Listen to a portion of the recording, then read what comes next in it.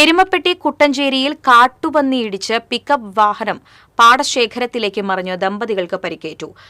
കറുകപ്പുത്തൂർ ചാത്തന്നൂർ ഒഴുവത്ര ആലിക്കൽ വീട്ടിൽ പ്രമോദ് കുമാർ, ഭാര്യ പ്രഭിത എന്നിവർക്കാണ് പരിക്കേറ്റത്. കഴിഞ്ഞ ദിവസം രാത്രിയാണ് സംഭവം.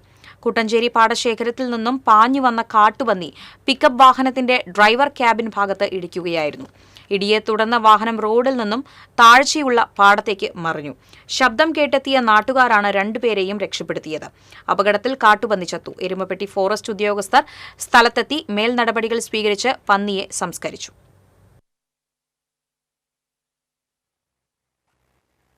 ഈ കാട്ടുപന്നി ശല്യം എന്ന് പറഞ്ഞാൽ വളരെ രൂക്ഷമായിട്ടുള്ള ഒരവസ്ഥയാണ് ഇപ്പോൾ ഉള്ളത്. രാത്രിയും പകലും എന്ന് പറഞ്ഞ പോലെയാണ് പന്നികൾ ഓടി നടക്കുന്നത്. അത് കാരണം കൊണ്ട് നമുക്ക് റോട്ടിൽ കൂടെ പോലും ധൈര്യമായിട്ട് വണ്ടി ഓടിക്കാൻ തന്നെ പറ്റാത്തൊരു അവസ്ഥയാണ്.